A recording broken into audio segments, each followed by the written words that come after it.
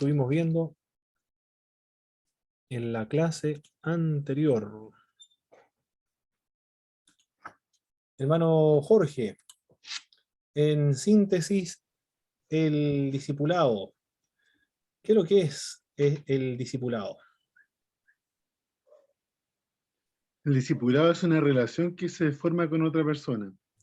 Perfecto, eso es una relación.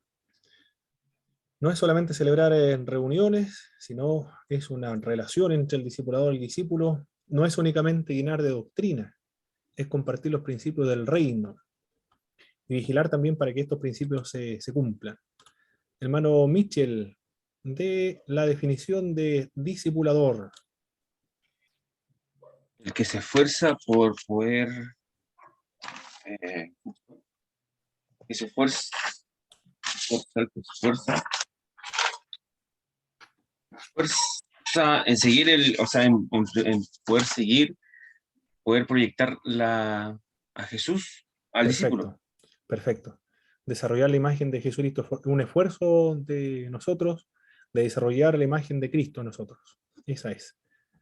De imitar a Jesucristo. Muy bien, esa es la definición para que el discípulo le pueda imitar. Hermano Jorge, en la relación de padre e hijo, ¿cuál es el rol que debe llevar a cabo cumplir el discipulador? Debe llevar a cabo el rol de enseñar, de corregir, de consolar, de relacionarse personalmente con su discípulo, de felicitarlo, de delegar algunas tareas en él y de servir, de estar dispuesto a servir. Perfecto, muy bien, hermano Jorge, eso es. Ese es el rol que debemos cumplir como discipuladores. Muy bien. Hermano Mitchell, defina lo que es un discípulo de Jesucristo. Es una persona radical y comprometida ¿cómo se llama? Y sacrificios, obviamente, en seguir a Jesús, o en Eso, querer seguir a Jesús. perfecto, eso es, ¿eh? Seguir a Jesucristo de manera radical y sacrificalmente. Se compromete con Jesús, es un compromiso con Jesús de Nazaret. Hermano Jorge, ¿cuáles son las características de un discípulo cristiano? La característica de un discípulo cristiano es que pone en segundo lugar sus intereses. No va a ser una persona perfecta, pero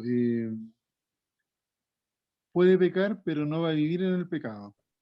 Perfecto, muy bien, eso es. Ponen en segundo lugar todos sus intereses, sus seres amados y aún su propia vida. La prioridad es seguir a Jesús de Nazaret. Muy bien, eso fue lo que estuvimos viendo en la clase anterior. Y ahora vamos a estar hablando sobre los grupos hogareños, también la cantidad recomendable que se aconseja para reunirse en las casas con los grupos pequeños. Y vamos a definir lo que son los grupos hogareños. Y según Michael Green, ¿cuál es la visión de la iglesia primitiva? Va a indicar también cuál es la base social, cultural, para trabajar y practicar el discipulado de los grupos pequeños, y va a enlistar algunas sugerencias para el líder, para el reencuentro semanal en los grupos pequeños. Vamos a trabajar hoy día con los grupos pequeños. Muy importante esta parte, hermano, que vamos a trabajar hoy día, porque las iglesias que crecen en el mundo son aquellas iglesias que han implementado este trabajo de los grupos pequeños, los grupos en los hogares. La disertación, voy a ver quién corresponde a la disertación de hoy día. Hoy día estamos 18. Hermano Cristian, ya. Hermano Cristian, vamos a ver si se conecta el hermano Cristian más tarde. Vamos a compartir mientras tanto la presentación correspondiente a hoy día.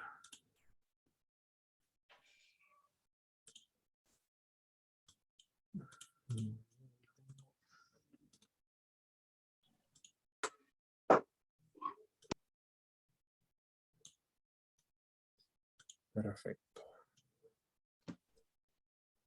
Tenemos el hermano Jaime, me falta el hermano Cristian Sepúlveda entonces. Bien. Los grupos pequeños, ¿qué son los grupos pequeños? Ahí es una interrelación con los discípulos.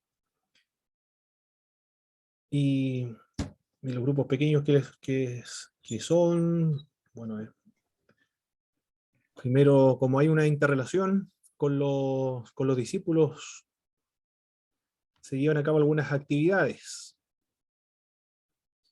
Las actividades del compañerismo, como los paseos, por ejemplo, las comidas, es decir, el discipulador comparte los paseos, las comidas con su discípulo, visitas a museos, conciertos, deportes, piscinas y otras más, con marco de referencia muy propicios para estos encuentros que llevan a conocerse y luego a entablar una amistad con los discípulos que ahora han sido servidos en forma individual. A partir de esta unificación de los discípulos que se han venido formando, las enseñanzas se van a desarrollar en forma más comunitaria. Por supuesto que continúa la relación personalizada para atender con enseñanzas pertinentes cada situación individual. Se continúan trabajando de manera personal o discipulando de manera personal, pero en los grupos pequeños se trabaja con grupos, de manera colectiva, pero son grupos pequeños. Y cuando dentro de estos grupos pequeños alguien necesite alguna ayuda individual, entonces se le ayuda en esa situación individual. ¿Cuándo realizar esta interrelación? Generalmente se da poco después del nuevo nacimiento, esta relación del discipulador con el discípulo. Depende también de las circunstancias y las características de los discípulos, porque también puede ser que el discípulo sea introvertido o estar pasando por una crisis emocional. Hay discipuladores que inician su servicio con un grupo de personas amigas entre sí. Entonces la interrelación ya viene dada de manera anticipada. No hay necesidad de establecer una relación previa, puesto que si son amigos, entonces no tiene problemas para formar grupos pequeños. Los grupos hogareños o los grupos pequeños en hogares, ¿qué es lo que son? Los grupos pequeños en los hogares son una comunidad limitada de discípulos que tienen una relación continua entre sí y que semanalmente se reúnen para dialogar estudiando la Biblia sobre asuntos que le concierne para vivir como siervo de Jesucristo. Preguntas que ellos necesitan o quieren practicar o poner por obra, porque las personas adultas estudian de manera que lo que van a estudiar lo pueden aplicar de manera pronta o de manera práctica. Y dialogan en torno a la Biblia. Los grupos pequeños son estudios bíblicos, pero no son estudios como en una iglesia. Nosotros tenemos la idea de los estudios en una iglesia como una especie de una predicación. En algunas iglesias los estudios bíblicos son en realidad un culto más o una predicación más. Acá es diferente. No es una predicación. Después vamos a ver lo que no son los grupos pequeños, no es una predicación, sino primero se reúnen semanalmente, de manera sistemática. Y la finalidad es dialogar con respecto a la Biblia, que dice, se estudia un pasaje bíblico, una porción del pasaje bíblico, y luego se reflexiona, se comenta, se dialoga en base a ese pasaje bíblico. Puede ser un pasaje de las Sagradas Escrituras, estudiando la palabra de Dios de manera sistemática, ordenada, todo el Evangelio de Juan, por ejemplo, el Evangelio de Marco, de Mateo, de Lucas, o el libro de los Hechos, y se lee una porción bíblica, y luego entre todos se comenta esa porción bíblica. Pero también los grupos pequeños pueden trabajar con algunos materiales de estudio, de discipulado. Después le voy a enviar unos modelos de estos materiales de estudio para trabajar en grupos pequeños. Y se trabaja o se dialoga en asuntos que le conciernen para vivir como siervo de Jesucristo. Los grupos pequeños, el consejo que se da que no sea más de 15 personas, porque después no es tan personalizada las clases, no se requiere más de 15 personas. Algunos, lo del grupo celular, de la visión celular, no sé si en Valdivia, nosotros también llegó este movimiento, hermanos. No sé si ustedes conocen el movimiento celular.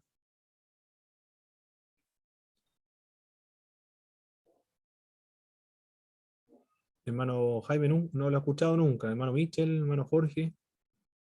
Yo en un momento llegó, estuvo bien de moda acá en Puerto Montt. Eso, de hecho, los jóvenes eh, eran bastante atraídos a partir de la relación, como eran grupos pequeños, tuvo muy buen auge en los jóvenes, porque se juntaban poco y después aprovechaban de interrelacionar con otros jóvenes y como que se iba, y aparte que los resultados del crecimiento eran inmediatos, no perduraderos en el tiempo, pero sí en forma inmediata. Podían comenzar 5 y en un mes podían ser 100, pero después se analizaba que de esos 100 solamente lo que más desarrollaban era la relación, que no había un cambio ni un creer ni nada por el estilo, sino era un crecimiento como la espuma. Crecían, pero después como la espuma se Ah, muy deshacían. bien, perfecto, muy bien. Muy bien. Bueno, la visión celular eran 12.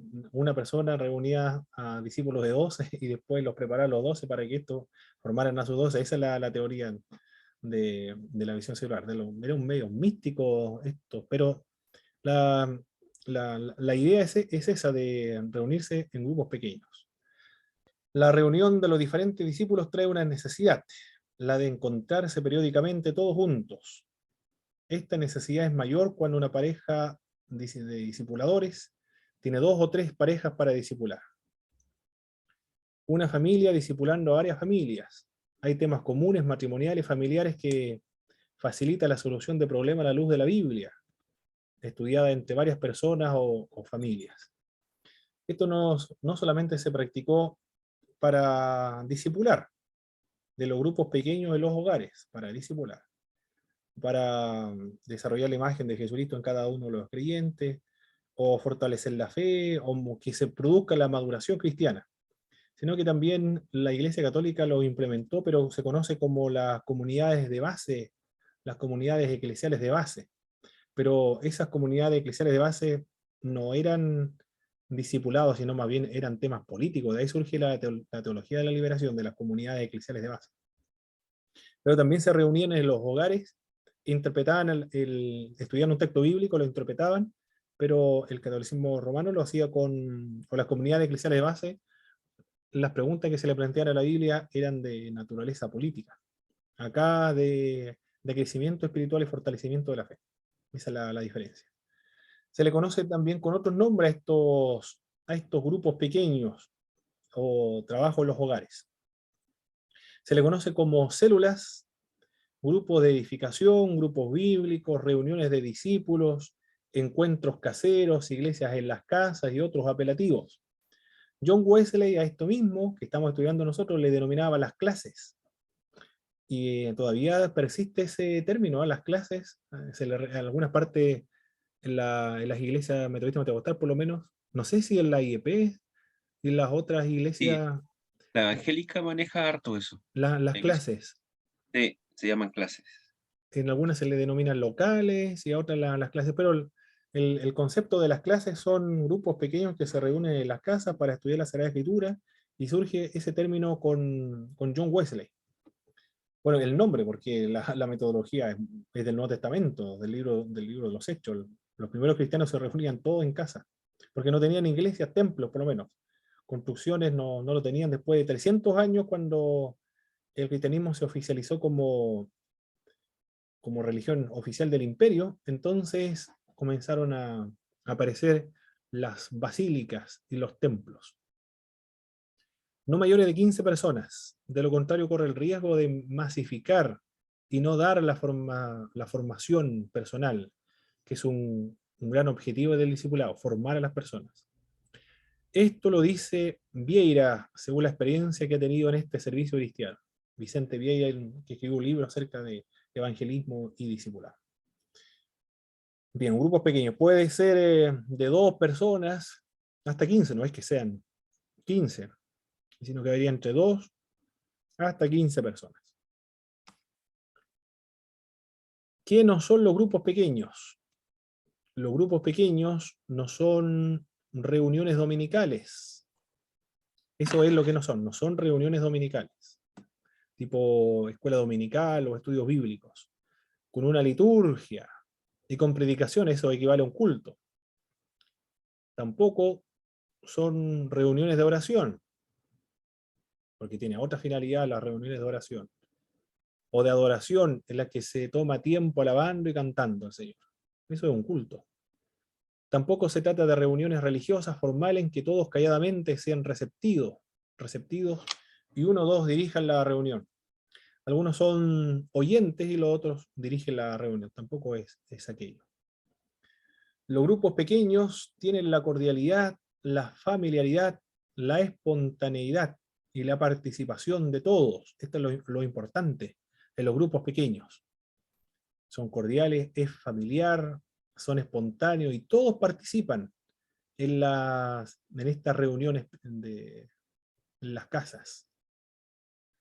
Lo que en verdad, lamentablemente, no se da en las reuniones masivas, dominicales, ni en reuniones formales, donde un maestro lleva la batuta de la enseñanza o la predicación. Aquí, en los grupos pequeños, todos dialogan, todos reflexionan, todos responden al pasaje bíblico. Y el que dirige los grupos de oración es el que menos habla, solamente va dirigiendo.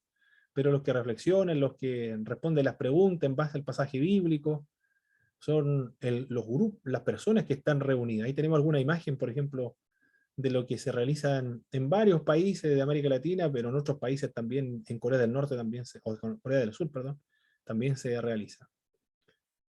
Todos, hay niños, jóvenes, adultos también, todos reflexionando y pensando en algún pasaje bíblico.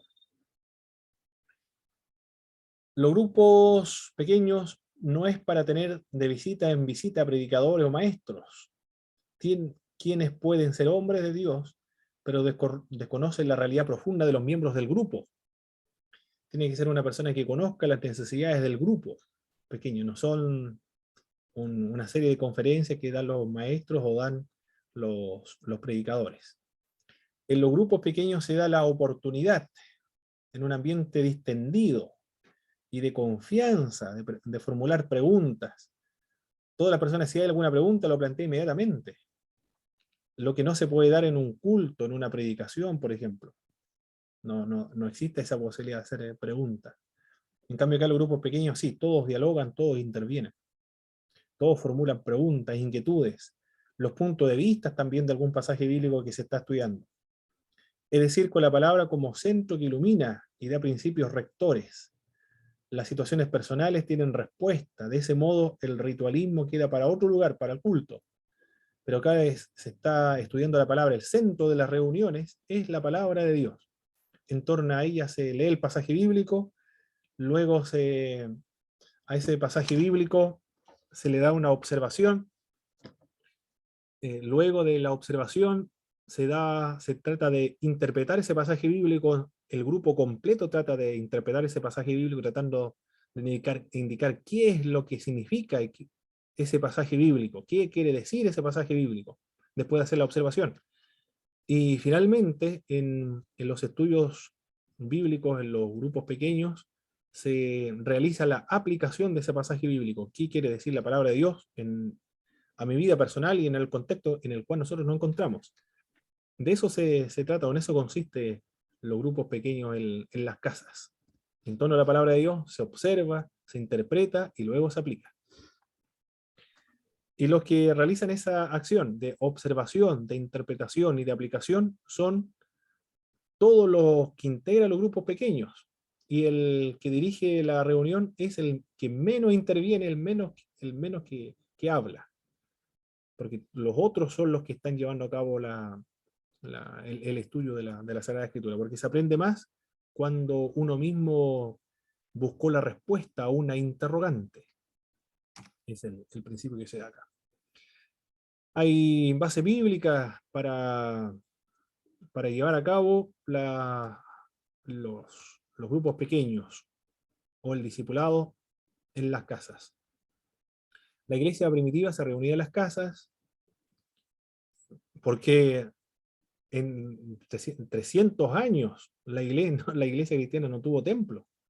Habían catacumbas. Lidia facilitó su casa. Cornelio están en la casa de ellos. Cleofas en las casas. Todo se llevó a cabo, las reuniones importantes, los estudios bíblicos en las casas de los creyentes. Después comienzan a aparecer, en el siglo IV, comienzan a aparecer los templos, las basílicas y las catedrales. Y en realidad fueron las mismas catedrales o los templos paganos fueron los que se convirtieron posteriormente cuando se oficializó el cristianismo como religión del imperio, como iglesias cristianas.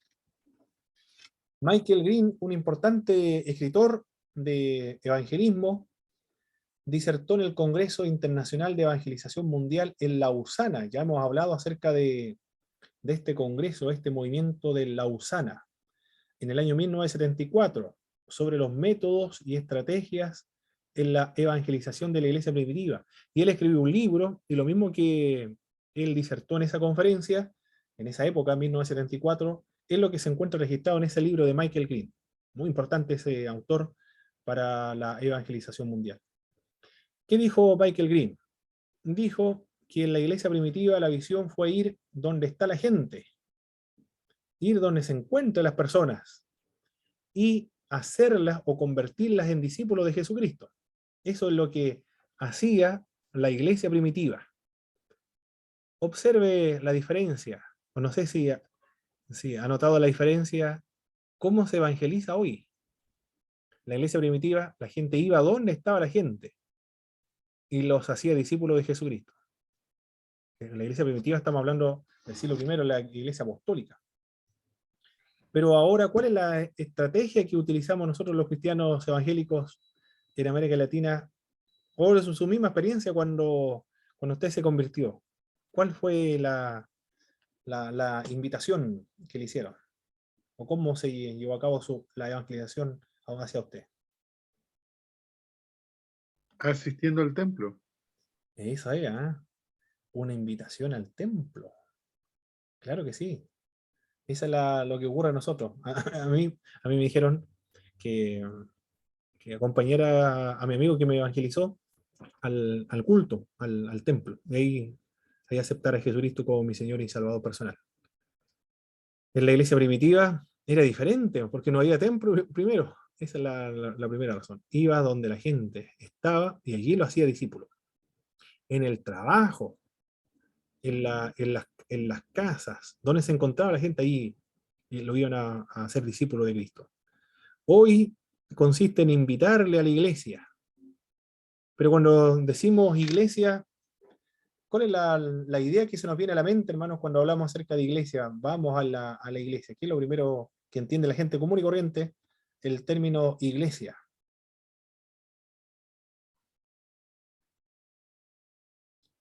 Cuando menciono el término iglesia, ¿qué es lo que se le viene a su mente a usted? Que va a un edificio, a una construcción. Eso Al es. templo. Eso es, al templo, un edificio, la construcción. Esa es la idea de iglesia. Bueno, las palabras cambian, de cómo el significado que tenía originalmente. Pero el término iglesia en el Nuevo Testamento, la idea es de una persona que salía por las calles. Primero se utiliza para referirse a una convocatoria política, después una convocatoria religiosa.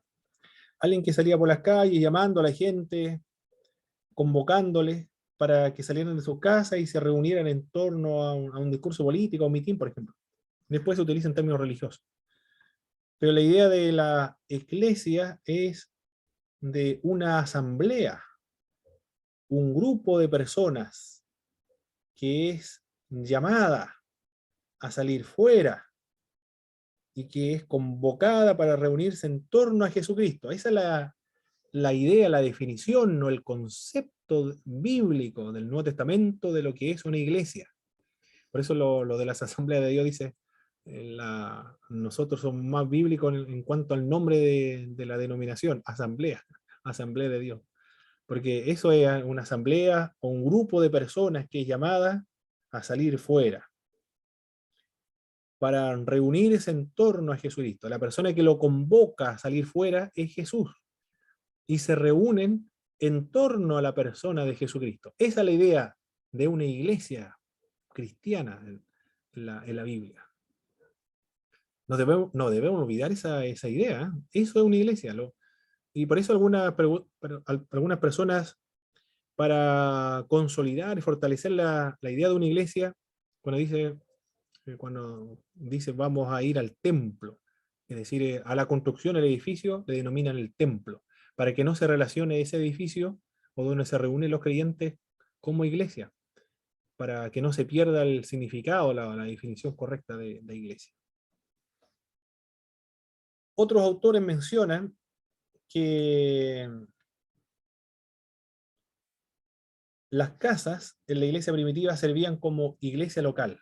La iglesia local en la iglesia primitiva eran las casas, y también servía las casas como la posada local, es decir, como alojamiento para los cristianos. Todos los cristianos que realizaban trabajo de negocio, trabajos, negocios, o por predicar el evangelio, los misioneros, los maestros, los evangelistas, los profetas, por ejemplo, ellos no se hospedaban en lugares que no fueran las casas de otros creyentes, porque las posadas o los alojamientos, los hospedajes de los incrédulos en Jesucristo, porque en esa época eran todos creyentes, en cualquier dios, o los inconversos, los paganos, por decirlo de alguna manera, tenían mala fama, eran insalubres, y también estaba relacionado con la prostitución. Por lo tanto, un cristiano que se fuera a hospedar en un lugar como este, entonces podría perder o mancillar su testimonio. Por eso que la responsabilidad de los cristianos era hospedar a todos los miembros de una iglesia. Las casas Como lo servían hizo Gallo.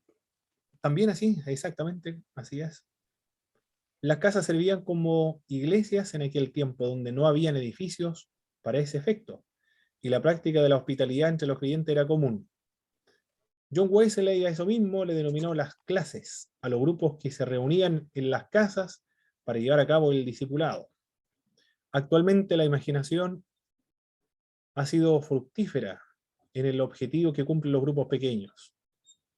Ahora, bueno, se reunían en casas originalmente, pero ahora en las iglesias, principalmente en las iglesias emergentes, se reúnen aparte de las casas, se reúnen en las oficinas de trabajo, o en los centros de trabajo también, se reúnen en los parques, en los restaurantes, y otros lugares donde pueden reunirse varios cristianos con amigos y compañeros y estudiando, reflexionando en torno a la palabra de Dios. Las iglesias emergentes son muy dados a esto, ¿eh?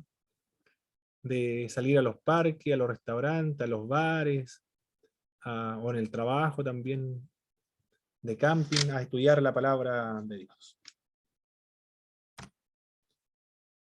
Tenemos dos imágenes ahí.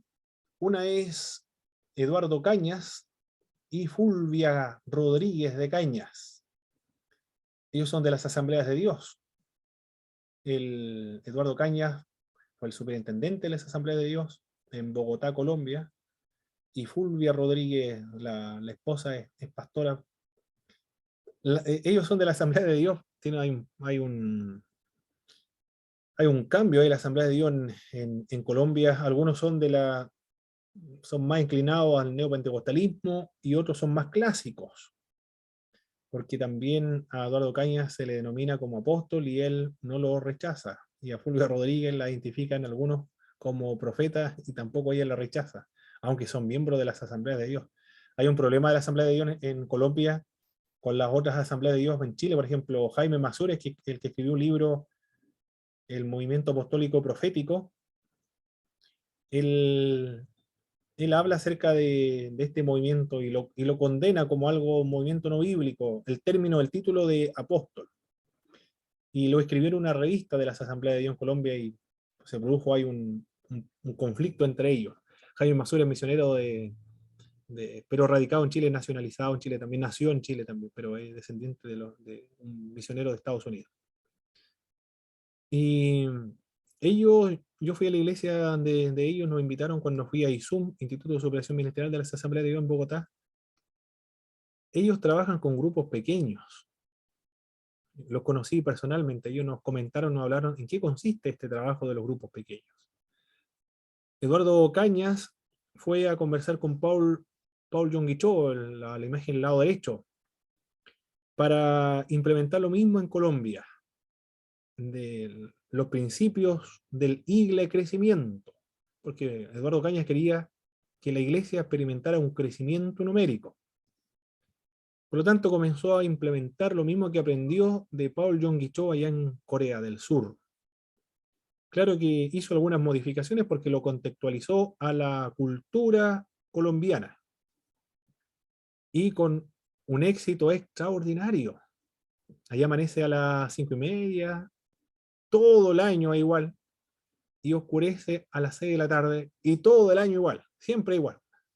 Yo le decía a mis compañeros de curso, cualquiera colombianos, allá en Chile, para el verano, oscurece como a las 9 de la noche, y amanece, bueno, a la misma hora que acá en Colombia. Ay, se quedan impresionados los hermanos colombianos, tan tarde se oscurece, me decían, porque ya todo el año, siempre a las 6 de la tarde, 5:30, cuarto para las 6, ya está oscuro.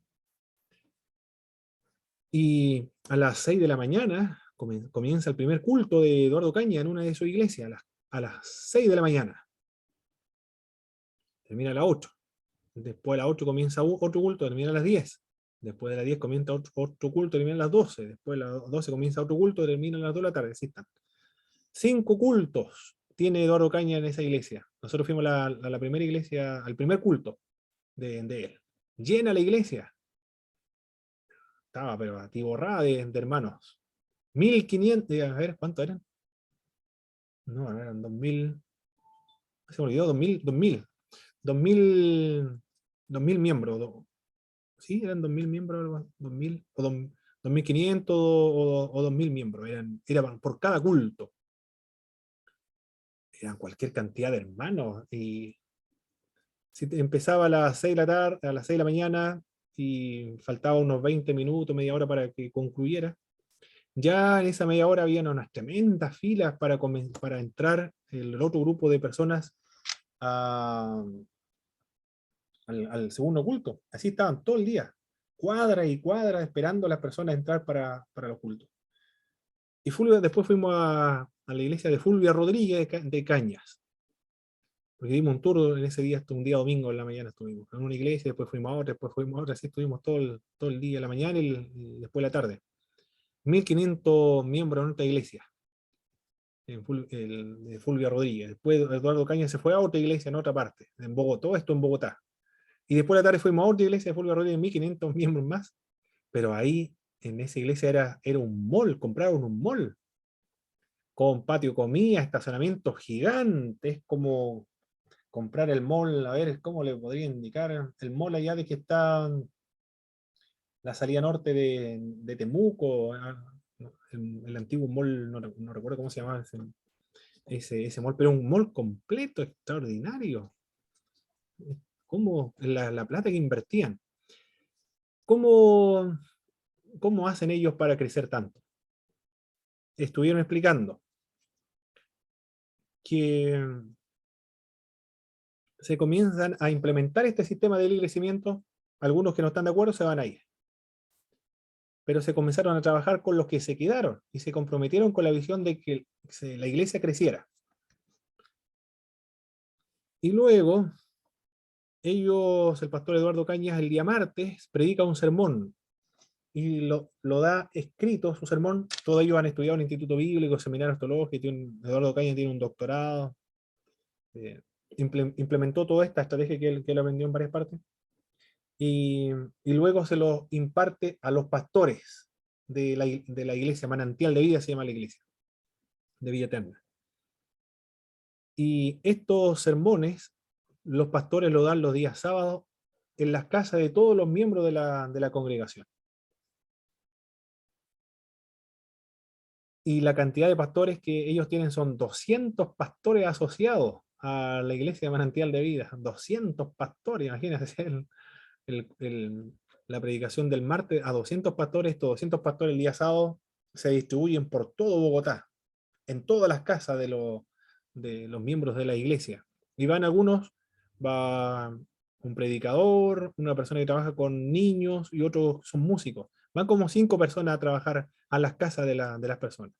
Y ahí interactúan en base al texto bíblico, y lo que se predica es la misma predicación del día martes que dio Eduardo Cañas. Y después el día domingo todos van al culto de la mañana. Y se experimentó un crecimiento muy, muy importante en esta iglesia. Tiene no sé cuántos miembros, son miles y miles y cientos de personas. Allí todos son pastoreados por estos 200 pastores. A tiempo completo están contratados en estas iglesias. Eso es lo que yo vi personalmente con Eduardo Caña y Fulvia Rodríguez. Es realmente exitoso, crecieron numéricamente esta iglesia. Es diferente con la iglesia de Rodríguez. No Ricardo Rodríguez creo que se llama el otro del Centro Mundial de Avivamiento, creo que se llama. Pero diferente ahí porque es solamente él el que pastorea, pero no tiene un equipo de pastores, no tampoco se trabaja en las casas, sino es un mega templo, una mega iglesia nada más. Pero en cambio acá, Eduardo Caña y Fulvio Rodríguez, todos son realmente pastoreados, toda la semana, los días sábados se reúnen en las casas y después el día domingo van a la iglesia. Me falta Paul Yong-Cho. Paul Yong-Cho dijo, el verdadero secreto del crecimiento de la iglesia está en los grupos de familias. Los grupos familiares proporcionan a cada miembro de la congregación la oportunidad de participar en el ministerio de su iglesia, de llevar el avivamiento a su propio barrio. Esta participación le proporciona una gran satisfacción íntima a nuestros miembros. Bueno, la cultura coreana no es tan distinta de la cultura latinoamericana. La necesidad de congregarse, reunirse, estar en grupos. La base social y cultural de los grupos pequeños. Una de ellas, la primera base, es que el ser humano es social. Es sociable, necesita contactarse, tener interacción con varias personas, con un grupo de personas. Y en el mundo oriental, en el latino e iberoamericano, es una gran realidad que las personas se reúnan familiarmente con frecuencia. Y en América Latina, principalmente en los costarricenses, hay muchos jóvenes que están en las esquinas, muchos grupos interactuando. Hay una necesidad de estar en grupos. En América Latina, el vecindario, el compadrazgo, son expresiones de la cultura de vivencia social y sentido de convivencia comunitaria, que también se dio en nuestros antepasados de los pueblos originarios del continente americano. No aprovechar este aspecto de la cultura, es decir, de reunirse en grupos, de ser colectivos. No aprovechar esta oportunidad es un derroche de oportunidades, dice Vicente Vieira. En las casas se da la oportunidad para la interacción, se da la oportunidad para que surjan las interrogantes, las dudas, las necesidades, los puntos de vista, para así hacer pertinente el estudio de la palabra de Dios. Preguntas que no harían en un culto, no se puede en un culto, porque hay un orden en el culto. No solo en las casas se da la oportunidad para el compañerismo, sino también se dispone de recursos físicos necesarios para facilitar el trabajo en grupos. Se sientan cómodos también. Hay sillas, instalaciones sanitarias, luz apropiada, cocinas, para preparar algo sencillo, más comodidades hogareñas. Se da en los grupos pequeños, del mismo modo como se da la consejería pastoral. Si alguien ha estudiado consejería pastoral, en los países en los Estados Unidos, la consejería pastoral se da en oficinas. En cambio acá, los pastores de Valdivia me dijeron, es diferente acá porque aquí la consejería pastoral se da en la casa, tomando mate, comiendo sopaipilla, en el almuerzo. Esa es la manera que se da la consejería pastoral, porque hay más confianza. Bueno, también acá, en los grupos pequeños se da esa oportunidad. Siempre hay algo de comer. Mientras se está comiendo, se surgen estas preguntas y estas interrogantes, muy importantes. Me invitaron, cuando fue la semana pasada, a tomar once. Pero me invitaron a tomar once porque querían conocer acerca o que se respondieran varias preguntas, que ellos tenían dudas. Preguntas, por ejemplo, yo creo que son las mismas preguntas que están en todas partes de los miembros de nuestras iglesias. Acerca de la vacuna, por ejemplo, si la vacuna era una conspiración o no, si era la marca del anticristo o no, una de esas. Otras preguntas del diezmo también preguntaban. Preguntaban también de si se podía comer sangre o no se podía comer sangre, ñachi, por ejemplo, o prietas.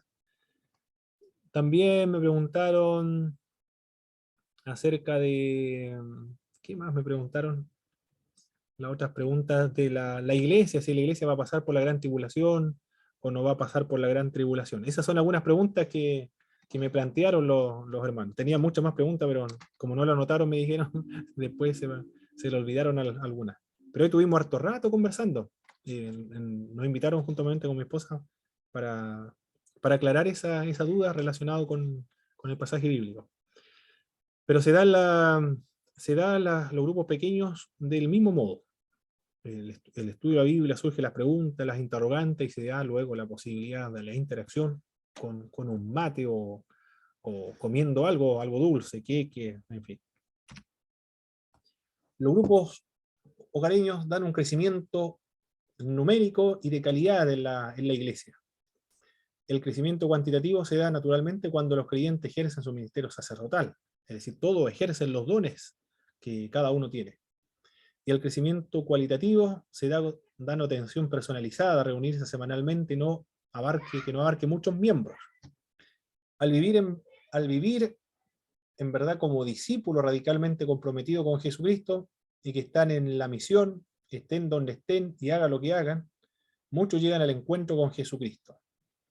Esta propagación del Evangelio lo hacen entre sus familiares, primero, y la gente del barrio, del vecindario, luego los compañeros de trabajo, o los compañeros de estudio, miembros de su agrupación sindical, o miembro de la agrupación comercial, industrial o profesional, con personas con que se frecuentan los clubes deportivos, asociaciones sociales, con vecinos del barrio, es decir, donde se encuentre trabajando o estudiando, sirviendo de alguna manera, ahí se reúnen los grupos de personas y se les invita a estudiar la escritura. Con la vida, servicio, diálogo y testimonio verbal se da el proceso del evangelizador y discipulador. Y esto fluye de manera espontánea.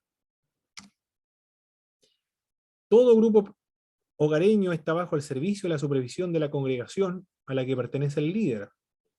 Es decir, el que va a dirigir estos grupos pequeños es miembro de una iglesia. Está bajo la cobertura, está bajo al amparo de una congregación cristiana. No actúan los grupos hogareños como llaneros solitarios, sino que son parte de una iglesia, como lo hace Fulvio Rodríguez, Eduardo Cañas.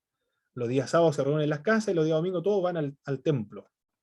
Pero los líderes son todos miembros de una iglesia, son pastores estas personas que están contratadas a tiempo completo en este ministerio.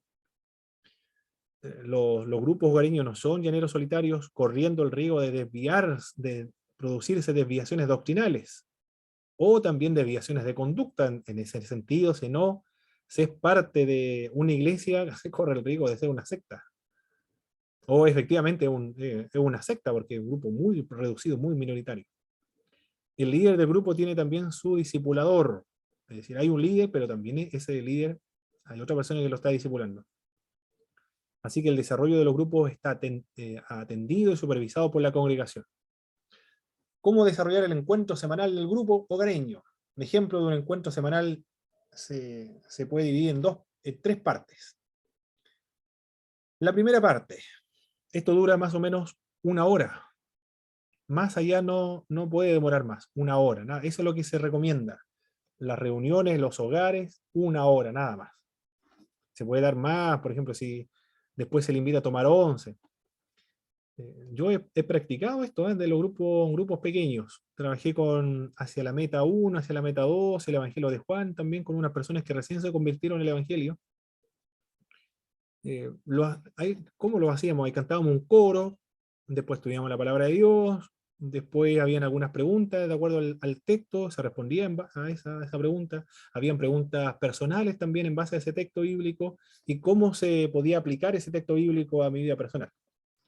Eso nos llevaba una hora, después terminábamos con una oración. Y siempre, después me invitaban a tomar un café, a almorzar, de acuerdo a la hora que iba para allá, o a comer completo, pero siempre fue así. después de terminar la sesión, se extiende más el periodo a 1 hora y media, a 1 hora 45 minutos. Pero la sesión en sí del estudio de la Biblia, más allá de 1 hora no puede durar más. Después de la comida, eso puede durar más, eso lo determina la circunstancia y las necesidades también que necesitan los hermanos al cual estamos discipulando. La primera parte, el compañerismo, compartir la práctica de la lección anterior. Hay una lección que se llevó a cabo, que se realizó anteriormente, eso se recuerda o se fija, se hace un repaso de lo que se vio anteriormente. Luego, orar por las situaciones de cada uno de los grupos. Orar por el encuentro, eso va a llevar unos 10 minutos más o menos. Después un diálogo con la palabra de Dios, aquí nos están dando 30 minutos, 45 minutos más o menos. Hay un diálogo con la palabra de Dios, se lee un pasaje bíblico y después se reflexiona en base a ese pasaje bíblico. Todos participan. No hay ninguno que no responda, no dialogue, no interactúe. Todos participan, todos deben participar. Tarea práctica sobre lo aprendido luego, es decir, ¿qué quiere decir este pasaje a mi vida personal? ¿Qué es lo que yo debo hacer ahora en base a lo que hemos estudiado? ¿Cuándo hacemos algo juntos? Se ponen de acuerdo cuándo van a hacer algo juntos, van a salir de paseo, jugar a la pelota, no sé. Y luego una taza de café, 10 minutos más. Mire, esto es un ejemplo, un modelo. No es que se deba dar de manera inflexible. En mi caso particular, siempre cantábamos un coro, luego estudiamos el texto bíblico y comenzamos con una oración y luego terminamos con una oración. Eso duraba 1 hora nada más. Pero cada uno le da su formato de cómo se van a desarrollar los grupos pequeños. Cada uno le da su propio formato. Esto es un modelo nada más de cómo se podría llevar a cabo. Sugerencias ahora para los líderes, los que desarrollan el encuentro semanal. El líder, aquí son los consejos para el líder, el que dirige los grupos pequeños, hablar lo menos posible. El 20% de todo lo que se hable, habla el líder. Va dirigiendo nada más, va planteando las preguntas, pero los que leen los textos bíblicos, los que responden los textos bíblicos, los que interpretan los textos bíblicos, los que hacen la observación del texto bíblico, los que aplican el texto bíblico, son los miembros de la familia. Pero el líder solamente va haciendo las preguntas. Lee el pasaje bíblico, quiénes son las personas que aparecen en este pasaje bíblico, cuáles son los lugares del pasaje bíblico, cuáles son los personajes del pasaje bíblico, cuáles son las características de los personajes bíblicos, las palabras que no se entienda. ¿Qué más pregunta? ¿Qué quiere decir el pasaje bíblico? ¿Qué escribe Mateo? ¿Qué quiso decir Mateo? ¿Por qué lo dice? Y después que hagan ese proceso de la observación, de la interpretación, ¿y quién me quiere decir a mí la palabra de Dios? ¿Qué es lo que debo hacer ahora? O en esta circunstancia, ¿qué es lo que yo debo desarrollar o hacer o emprender? Amar a mi prójimo, por ejemplo. ¿Y quién es nuestro prójimo? Nuestro vecino, nuestro jefe. Es decir, ahí se van desarrollando el debate o el diálogo con los hermanos. Pero esto recuérdelo siempre, el líder, el que dirige, habla lo menos posible. No es recuerde que las reuniones en los hogares no es una predicación, no es un culto, sino que son reuniones en las casas, reuniones con grupos pequeños, donde el líder habla lo menos posible. Lo que más hablan son las demás personas. Porque uno aprende más cuando uno mismo buscó o encontró la respuesta a la pregunta que se le ha planteado. Esto quería enfatizar, hermano, porque debemos tener o realizar estos trabajos de discipulado y trabajar en grupos pequeños en las casas. Y estos son los consejos que se dan. Las buenas preguntas se caracterizan por lo siguiente. No se prestan para respuestas monosilábicas. ¿A qué se refiere estas respuestas monosilábicas, hermanos? Si alguien me puede explicar, por favor.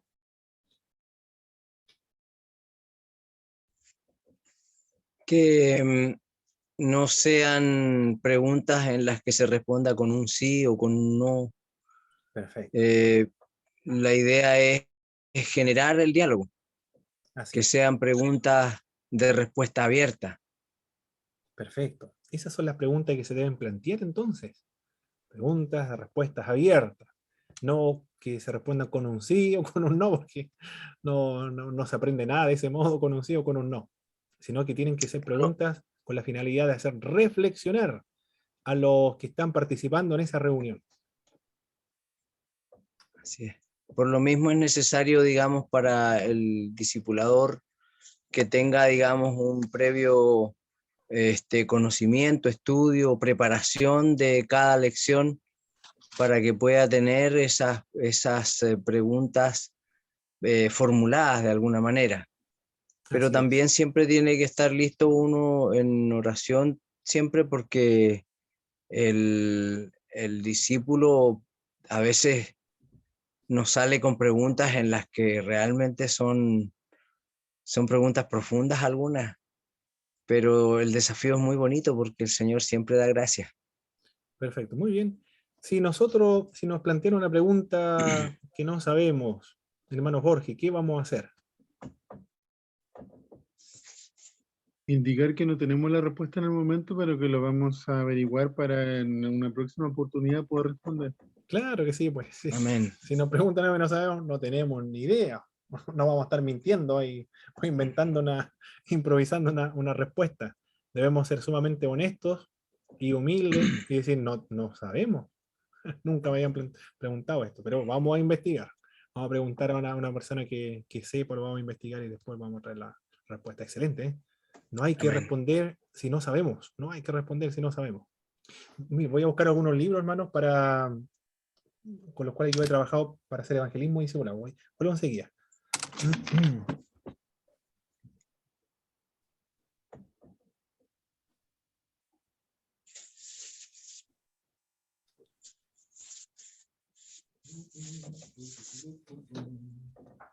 Continúe la clase usted, mi hermano Enrique. Solamente observar que es necesario tener mucha observación.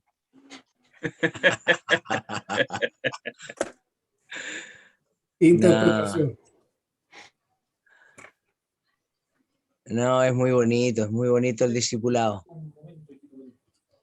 Pero, por cierto, es necesario esta preparación. Uno tiene, digamos, un panorama mucho más amplio, un horizonte mucho más amplio. Porque lo que conversábamos ayer, hermano, es muy, digamos, necesario, hermano Jaime, que la iglesia se comprometa y para eso es necesario también que nosotros podamos trabajar con nuestros hermanos y hacerles tomar conciencia de lo que decíamos ayer, que nos queda tan poco tiempo y la verdad es que este es el momento en que hay que pedir obreros porque la mies es demasiada. Amén.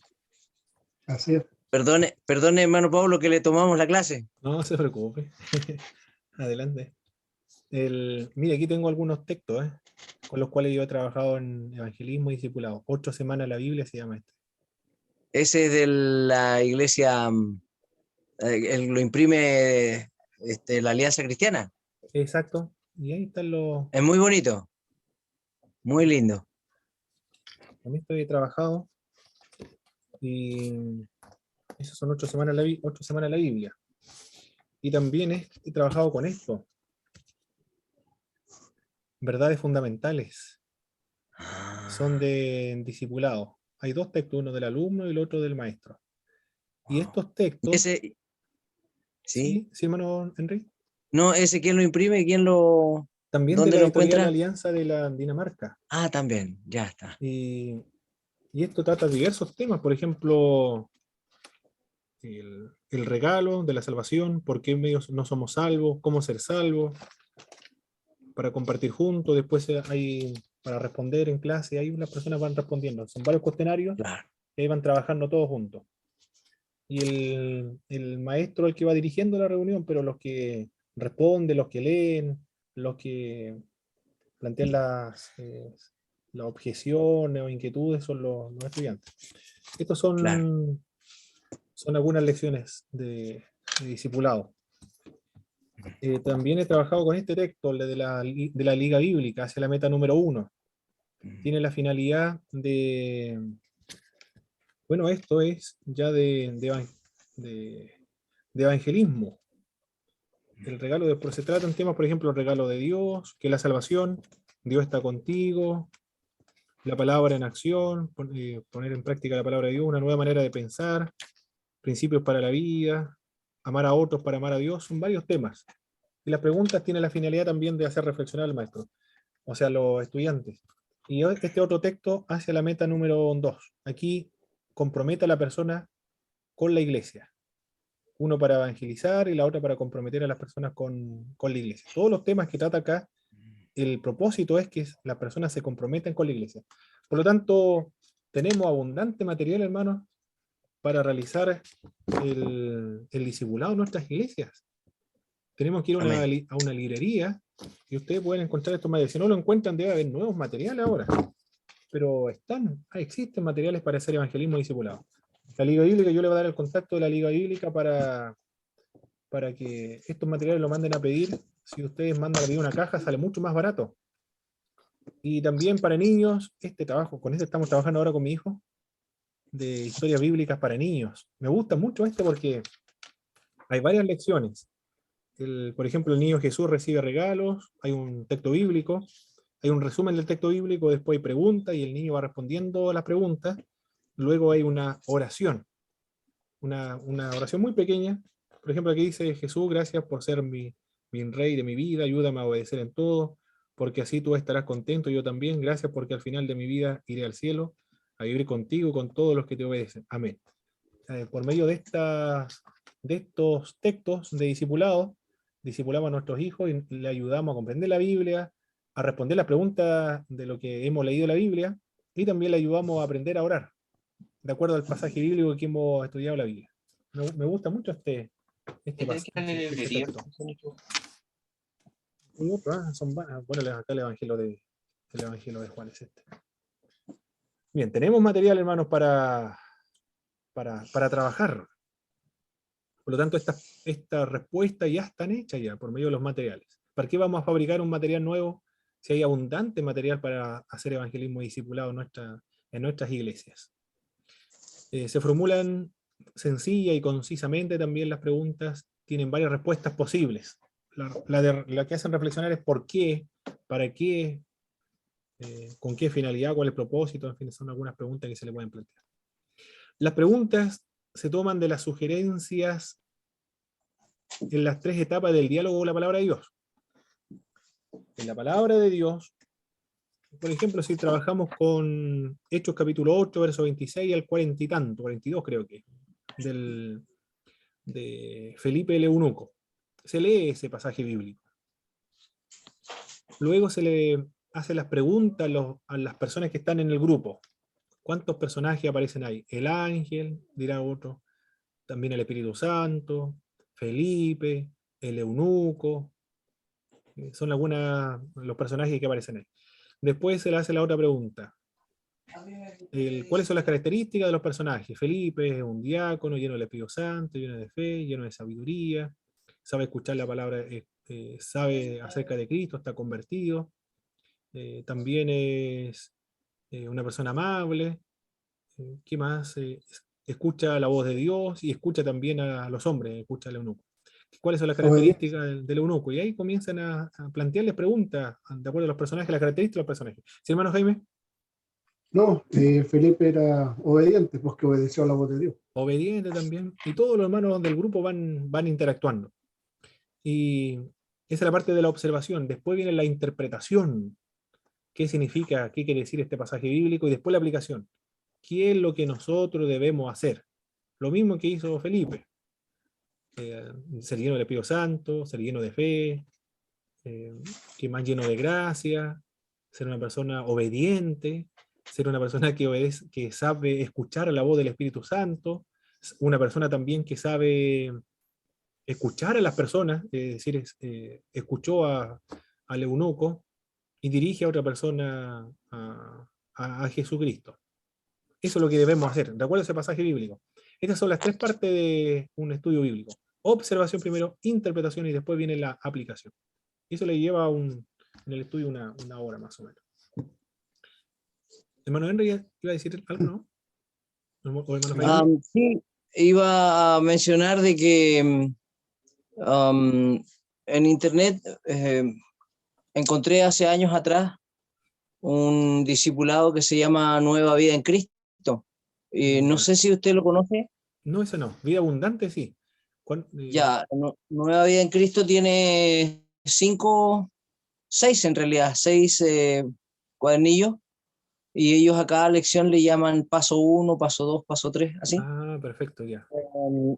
Y comienza con, no sé si se alcanza a ver, con ¿quién es Jesucristo? Muy Este es bien. como para presentárselo a un inconverso. Perfecto. Y luego viene Nueva Vida en Cristo 1, cuando ya las personas por lo general han dado el paso de fe. Es bien interesante, sería bueno que pudieran también los hermanos tomar nota. Nueva Vida en Cristo, y ahí usted lo googlea y le aparece la página. Tiene todo para Perfecto. descargar. Sí, qué excelente. Muy, muy bueno. De recursos, no. Entonces nosotros no debemos redactar ningún recurso de evangelismo discipulado, ya hay tanto y abundante, hay que usarlo entonces. Y tenemos que atrevernos a reunir un grupo de personas y evangelizarlo y discipularlo. Hermano, ¿A quiénes cree usted que va primero a evangelizar y discipular? ¿Cree usted? A los hermanos Jaime. no, lo que usted habla, ¿me escucha? Perfecto, fuerte y claro. Lo que uno, de cierta manera, hace este tipo de aplicación, la observación, la interpretación y la aplicación, de cierta manera en algún momento lo he aplicado con familia o amigas, pero nunca había pasado esto yo, así como lo está explicando usted. De cierta manera sí lo he hecho, sin saber lo que se estaba haciendo. Pero yo una vez planteé una idea en la iglesia, de que la iglesia debería tener o invertir en material didáctico, Sí. en muchas cosas. Yo creo que es una buena inversión, lo planteé en algún punto, de ofrendar por amor para implementar una biblioteca dentro de las congregaciones y que esa biblioteca sirva de material didáctico para los niños, para los jóvenes, para los ancianos. Computador o perdón, la mayoría tienen no, la mayoría de los jóvenes, comprar una impresora y imprimir los textos para poder aplicarlo y enseñarlo dentro de la iglesia. Y que Idea. sería bueno porque esa es la base de muchas cosas para aprender la palabra. Se consolida las personas nuevas. Se consolida. Sí. Hermano Felipe, si usted tiene la oportunidad, hermano Felipe, de evangelizar y discipular, consolidar la fe de las personas, ¿a dónde usted recurriría? ¿A quiénes usted reuniría en las casas para hacer estos trabajos de evangelismo y discipulado? ¿A quiénes como compañeros? ¿A cualquiera? ¿A cualquier persona? ¿Cree usted que podría reunir un grupo y enseñarles lo que estamos aprendiendo de evangelismo y discipulado, temas bíblicos? A ver, reuniría a... Pero es que no entendí muy bien la pregunta, mi hermano. ¿A quién discipularía o con quién o a quién reuniría para discipular? Esa Exacto, no sí, sí. entendí muy Si usted tuviese la oportunidad o la necesidad, ¿no?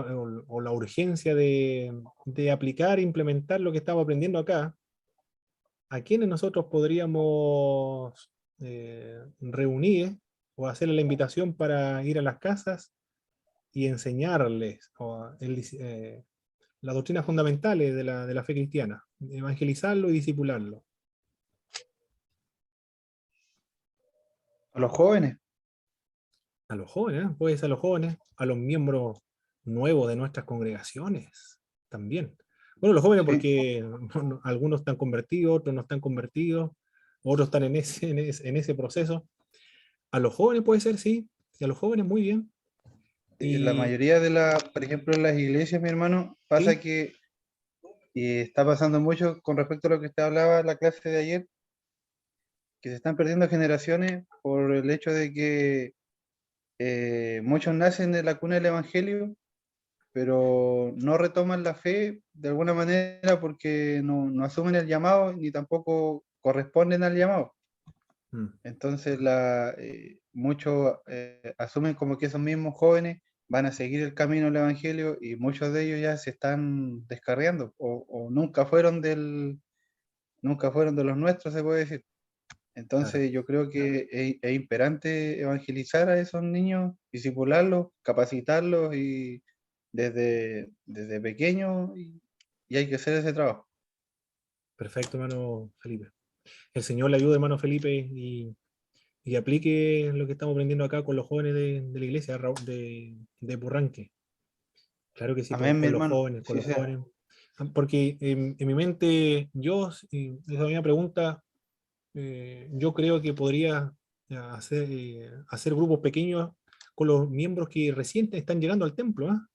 Que llevan algunos meses, 2 meses o un año. Me imagino, con aquellos podría trabajar con grupos pequeños, pero se puede, o familiares Amén. también. Muy Pero bien. esto, mi hermano, ¿Sí?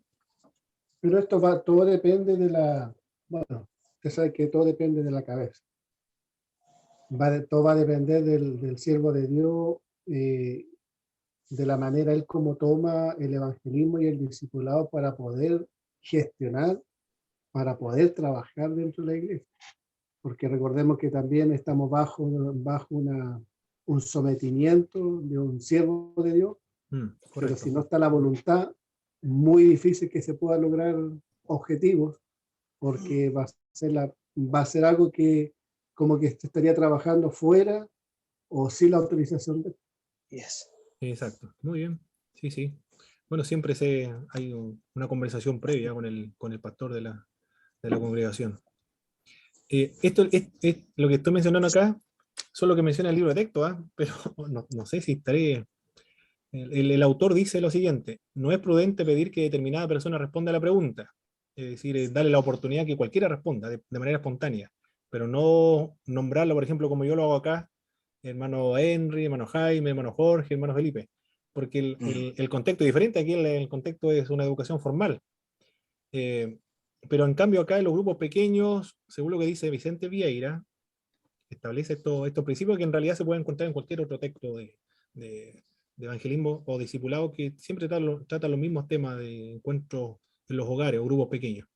Pero él dice, no es prudente pedir que determinada persona responda a la pregunta. No lo entiendo muy bien por qué, pero no lo menciona Vicente Vieira. Pero eso es lo que dice él. Y Vicente Vieira Hermano tiene Pablo, más experiencia que yo porque él escribió libros y trabaja el discipulado. Él lo dice. Debió haber visto algo, alguna experiencia, por eso lo menciona. ¿Sí, hermano Henry?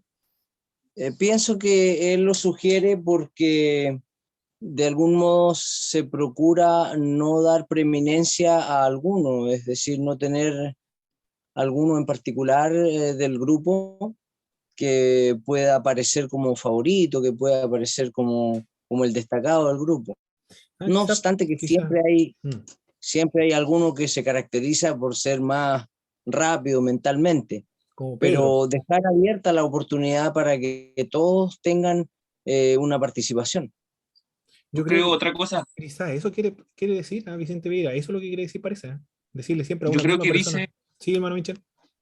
otra cosa, yo creo que, y lo viste tal vez, que por ejemplo, dependiendo del grupo, por ejemplo, si usted le pregunta a uno puntualmente, él a no saber la respuesta, yo creo que se cohíbe solo. Ah, perfecto, ya. Por eso lo hace más abierto, para que obviamente no se repita, pero por ejemplo, sobre todo los jóvenes que les da vergüenza muchas veces responder.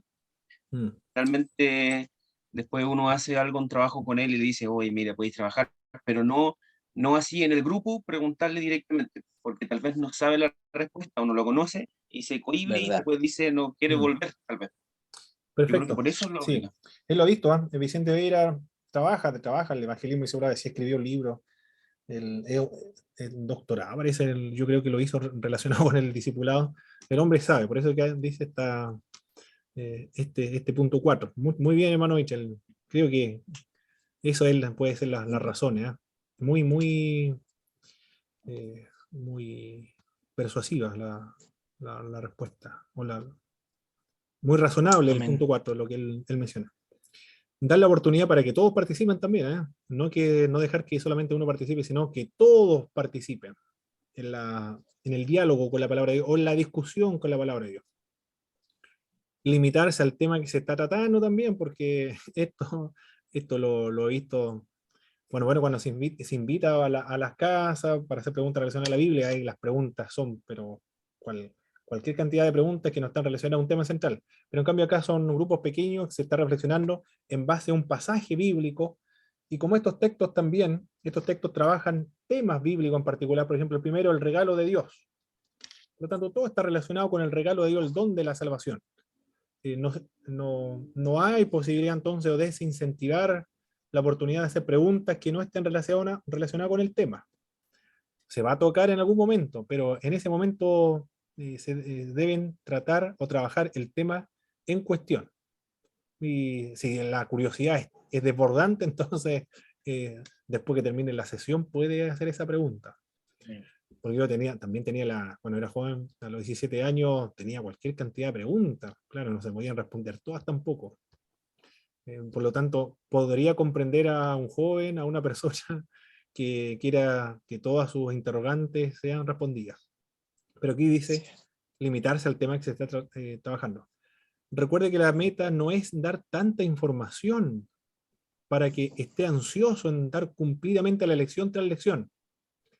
No es como, ¿cómo puedo decir? Como un trabajo, algo, cumplir una misión, no sé, de un trabajo militar, sino que acá es la formación, no es cumplir rigurosa y estrictamente la lección, sino, aunque no se trate todo el contenido de un texto, por ejemplo, de este texto, lo importante, lo más relevante es la formación. Si se trabaja en la formación, eso es lo más importante que cumplir rigurosamente el texto. Esto lo aprendí también en el Instituto Bíblico, profesora, ¿cómo se llamaba mi profesora? Eh, que se fue a Colombia ahora. Uy, se me fue el nombre. Me estoy volviendo desmemoriado con los nombres de mis profesoras. Isabel Cornejo era docente. Eh, una vez, una vez dijo que no es importante tratar todos los contenidos de una clase, porque lo importante es la formación. Los institutos bíblicos, la formación, ahí existen los institutos bíblicos y se establecen los propósitos generales del instituto bíblico propiamente tal. Y también hay objetivos de un plan de curso y hay objetivos de las clases. Por lo tanto, se deben alcanzar los objetivos, pero no tanto los contenidos. Por lo tanto, si no hay contenidos que no se pasaron, no importa, porque lo importante era la formación. Así que me quedé más conforme porque quedaba con esa sensación de angustia cuando no lograba terminar todos los contenidos de una lección en las clases. Lo importante era satisfacer las necesidades de los estudiantes cuando tenían preguntas, debían solucionar esa pregunta, o surgían otros temas también que el mismo Espíritu de Dios daba en ese momento en las clases. Así perdí un poco esa angustia de no cumplir con todos los contenidos de la lección. Acá igual es exactamente lo mismo. Lo importante es la formación de cada una de las personas. Y recuerde que el discipulado tiene la finalidad de formar a una persona semejante a Jesucristo. El Espíritu Santo es verdaderamente el que enseña. El líder es un privilegiado y es un instrumento del Espíritu Santo nada más.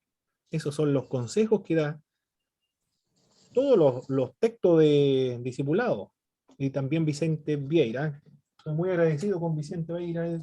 Es un latinoamericano, por eso compré este libro hace bastante tiempo. Es muy serio igual el hombre, es académico, no es como un texto de John MacArthur, por ejemplo. Los textos de John MacArthur, la característica de estos textos son más bien devocionales, muy superficiales, de muy comentario superficial, como una conversación de sobremesa, por ejemplo. En cambio, este hombre, Vicente Vieira, este texto de Discipulando Estrategia para la Misión, Vicente Vieira, ya es un trabajo de un profesor. Él es un profesor ecuatoriano, creo que es, de alguna parte de América Latina. Muy bien, mi estimado hermano, eso es lo que teníamos que ver en esta clase. Vamos a dar un repaso de lo que hemos visto. Ya. A ver, ¿quién llegó primero? Hermano Jorge. ¿Qué son los grupos pequeños?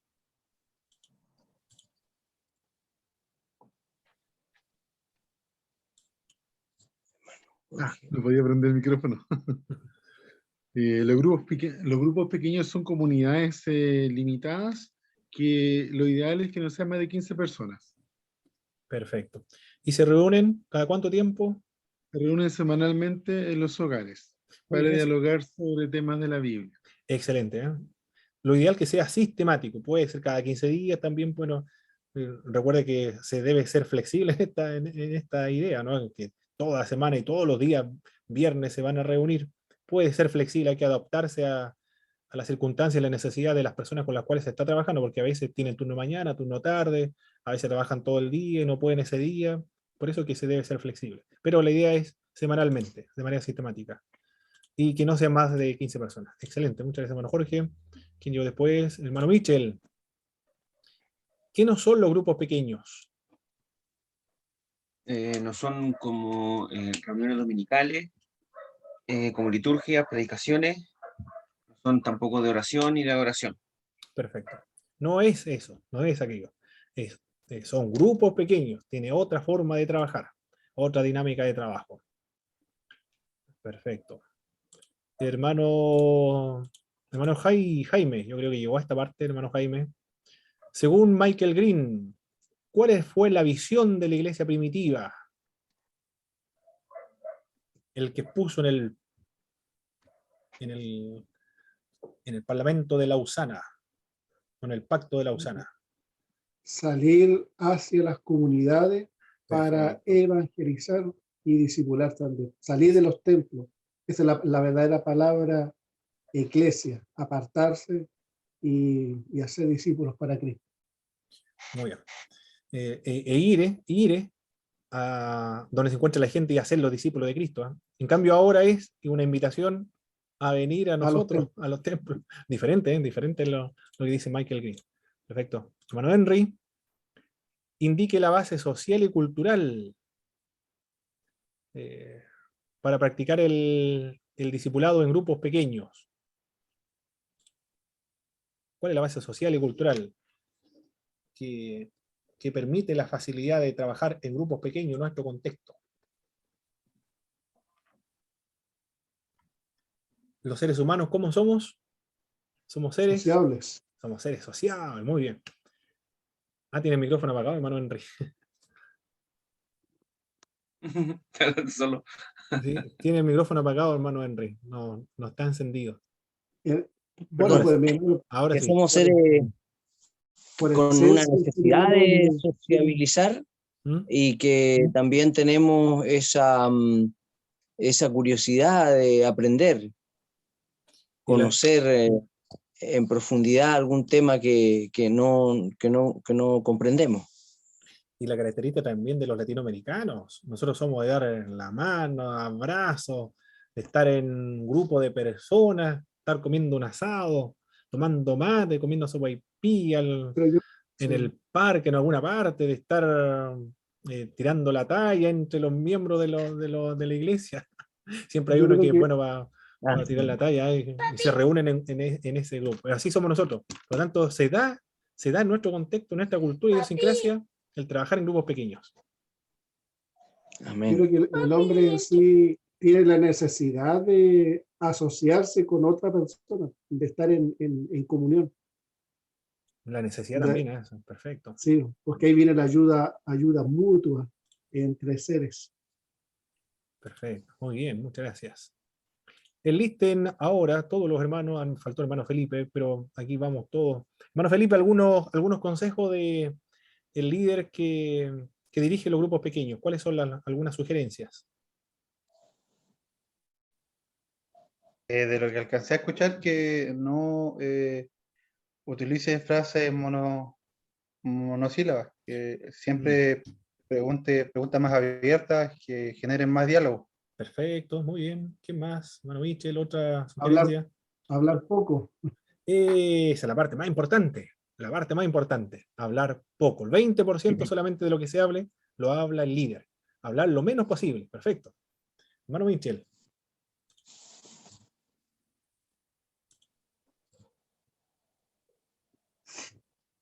Tener como, ¿cómo se llama? Se formulen como respuestas sencillas y concisas para no poder confundirlos tampoco.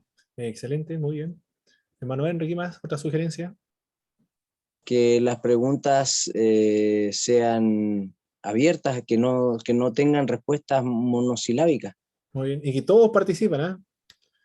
Y la otra que también que tenía duda yo, pero me lo aclararon ustedes, de no pedirle a alguien que responda a una pregunta o decirle a alguien directamente que responda a una pregunta. ¿Eh? También decía Vicente Vieira, por tanto otros consejos. Pero lo más importante es hablar lo menos posible el líder, el que dirige la reunión, porque los que la desarrollan son los miembros de los grupos pequeños en las casas.